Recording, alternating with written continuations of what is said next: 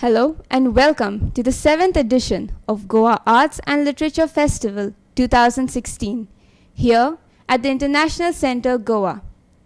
We have with us an award-winning filmmaker and photographer, Ryan Lobo, author of Mr. Iyer Goes to War.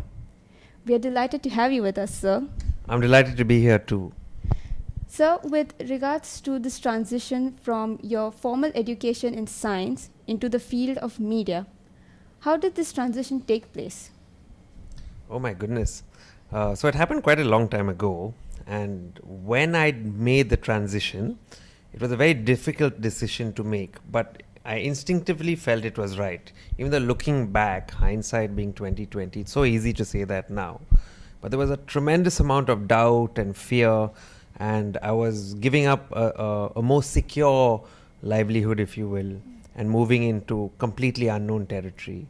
But I felt compulsively led into this new life, so to speak. So I did it at the time. And did your family support you when you made this choice from science to media? I was very fortunate in that I had the luxury of changing fields. I come from a relatively affluent family.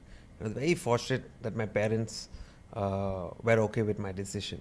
But at the same time, they were quite horrified because here I was giving up a good course. I was studying molecular genetics and cell biology in America. You know, I got a fellowship. My fees were being paid for.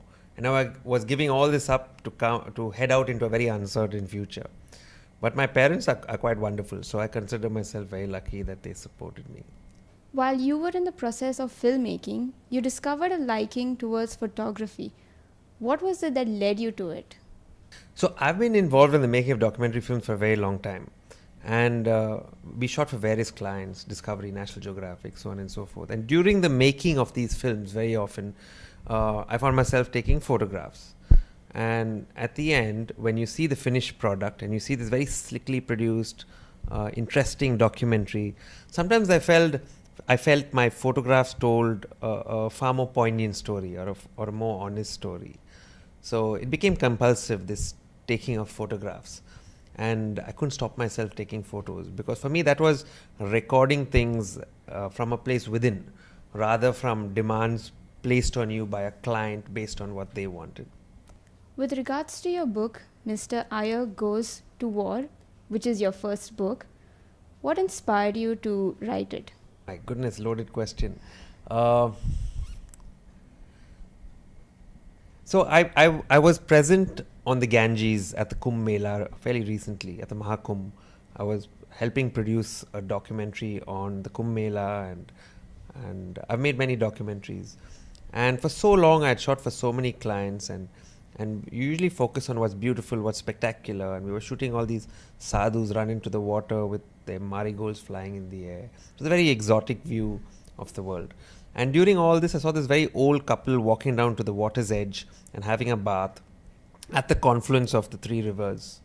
And it struck me that here was something that was very precious, which all of us with our big cameras were missing. It was the survival of a belief, of a faith, of a mythology over a very long period of time, regardless of events or history. And when I spoke to this old couple, they said they knew this was going to be their last visit to the river. And it struck me that there was something special here. Somebody living by the values of another time. And I'd also read Don Quixote, a very special book. And Don Quixote is about a man who lived by the values of an older time in a world in decline. Yet no matter what and how he got bashed up, he continued living by them. So there seemed to be some kind of congruity between this and my own country, India, which has survived so much, which has been through so much, and who might be hopefully awakening in the civilizational sense now. Since this is your first time at the festival, how has your experience been so far? I've enjoyed the Goa Lit Fest immensely, in the sense that it's a small festival, but it's warm. And it was so nice to see so many school kids present, young people. When I entered the festival for the first time, I saw a sea of school kids sitting over there listening. And I thought there was something very special about that. So I've enjoyed myself immensely. And have you attended anything similar like this kind of a festival before? No, I haven't attended the Goa Lit Fest before, though I've been for maybe one other literature festival. Could you tell about that other literature festival? Sure, I was at a Lit Fest in Bombay recently, and it was much larger, and it had a lot of very famous people attending it. But with Goa, I felt a certain warmth over here and enthusiasm which I might not have felt in the previous one. And how important do you think is these kind of literature festivals important to the young and aspiring youth? I think both reading and writing are solitary endeavors.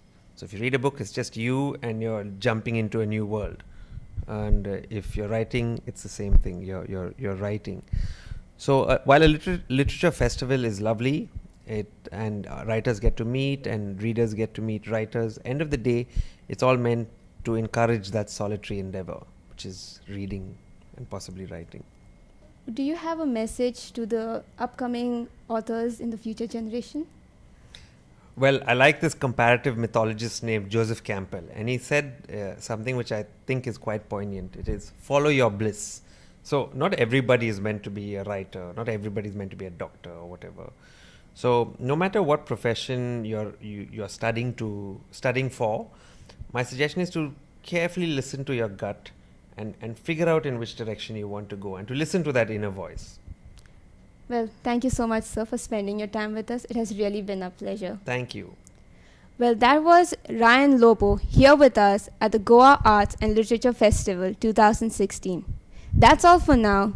Take care and stay tuned.